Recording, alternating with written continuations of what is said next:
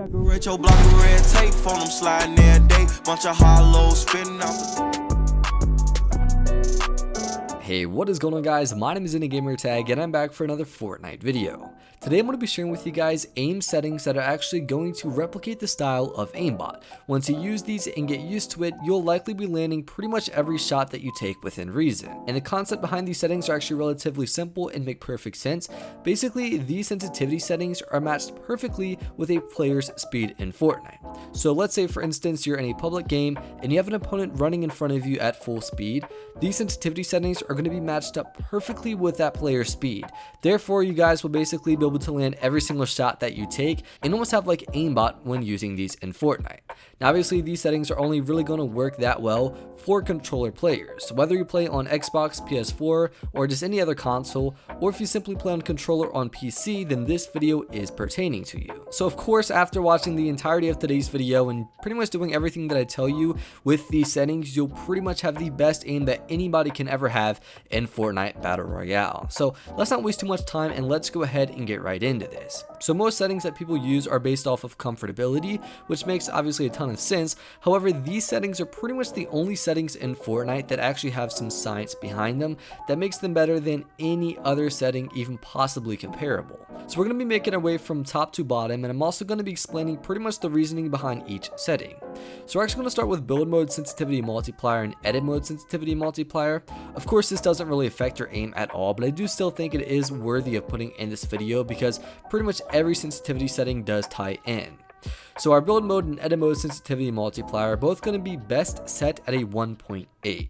I'd say this is actually relatively average, certainly not too low to the point that our builds and edits are going to be extremely slow and dragged on, and certainly not too high to the point where we're actually unable to control our builds and edits. But now I'm making our way actually into the main part of this video. This is going to be our sensitivity settings. So we're starting with the advanced look sensitivity. So the look horizontal speed as well as look vertical speed are both going to be set to a 60%. We have a turning horizontal boost of 18% with a turning vertical boost of also 18%. Our turning boost ramp time is going to be set to a 0.25 seconds, and we have actually the instant boost when building turned off. Now, I know a lot of people when they actually make settings or even copy other YouTuber settings in Fortnite, pretty much nobody uses these horizontal and vertical turning boosts.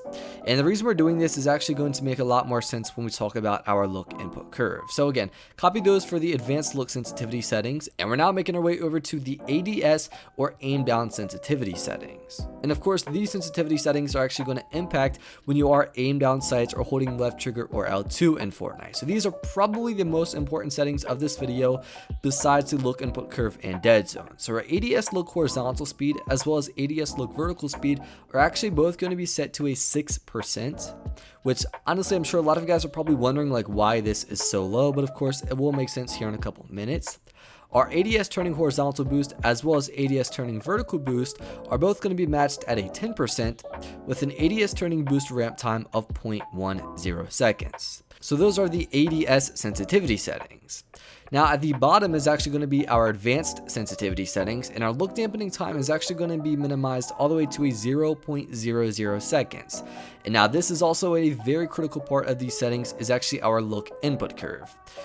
Basically there's two look input curves. We have exponential as well as linear. Exponential is actually what Fortnite started off with, and majority of players still use exponential to this day.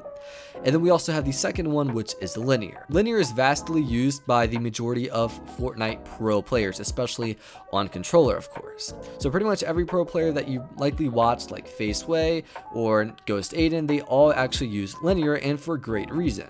Linear basically gives you more of a raw stick input. So whenever you touch your analog stick or move it in any way, shape, or form, the game will actually react instantly. Whereas exponential, it isn't actually working the exact same way. It's a slightly different concept. And I'm not going to go into depth and explain exponential just because there's a lot to it, but linear is always going to be the better of the two options. And one of the biggest reasons people dislike linear for Fortnite is just because of with its quick response time, it actually does feel a lot faster when you're looking around. I noticed this immediately when I initially made my switch from exponential to linear.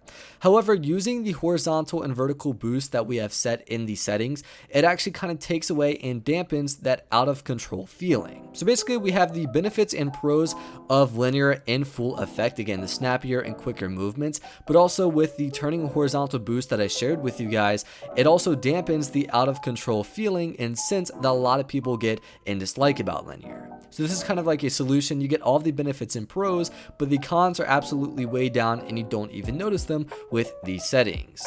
Now, if you do try to use exponential with these sensitivity settings, it will not work. It's going to be entirely too slow and honestly probably not even possible to use at all. So make sure when you copy these settings that you always have your look input curve set to linear. This is pretty much the root of the entire setup. Of course, with the aim assist strength, we do need to have this at 100%. If for whatever reason yours is lower than this, go ahead and do yourself the favor of raising it all the way to 100%. And then next is actually going to be the dead zones. Now, the move stick dead zone doesn't really matter too much, but the look stick dead zone is actually very important, also a critical part of this video. The look stick dead zone is obviously your right analog stick, and of course this controls everything from building to editing to, more importantly, aim and accuracy. So the look stick dead zone should be set around an 8 to a 10%. I wouldn't recommend going any lower than 8% or realistically any higher than 10%.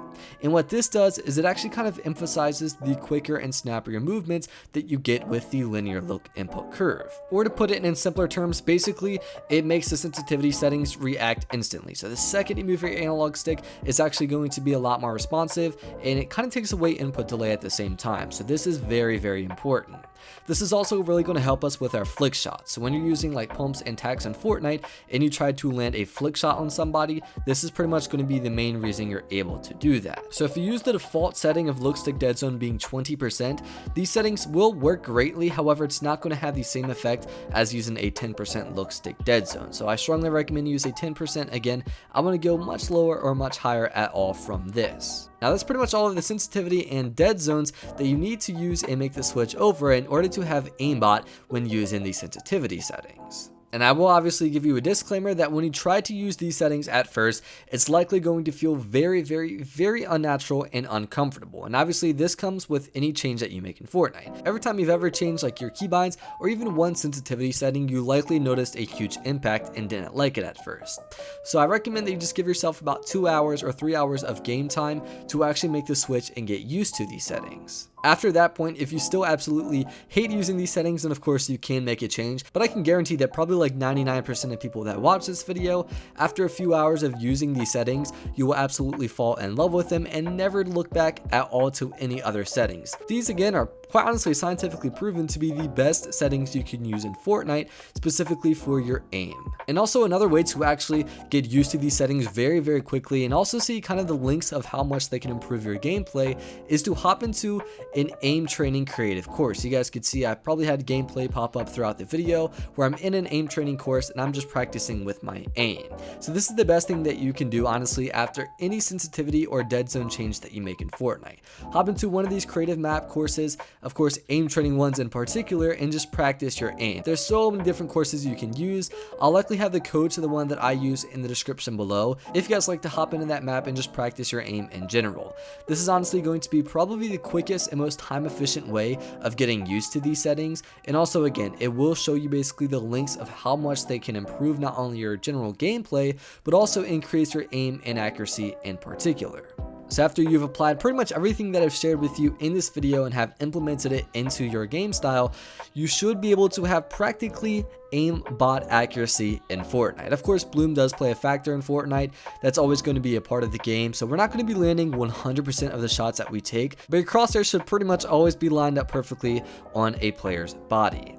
And also, as you guys saw at the very beginning of today's video, I actually have my first ever Fortnite montage coming out Saturday, 3 p.m. Eastern Standard Time. I personally believe this is the best Fortnite montage out of any montage on YouTube. I think it's better than Fleas or Faceways or pretty much anyone else that makes Fortnite montages. And I'm also going to be entering all of the first 100 people to comment into a giveaway for 5,000 V-Bucks. So set reminders on your phone or even subscribe and turn on post notifications so you do not miss it. But again, the first 100 people to actually comment on that video will be entered for a giveaway. Nonetheless, if you guys actually enjoyed today's video or found it helpful, a like would be beyond appreciated down below. And of course, on the contrary, if you genuinely disliked today's video, then feel free to leave a dislike as well. And if you're new around here and would like to see more daily Fortnite content like this in the future, then feel free to subscribe as well as turning on those post notifications. Nonetheless, my name is Gamertag. Thank you all for watching today's video, and I'll see you tomorrow. Adios.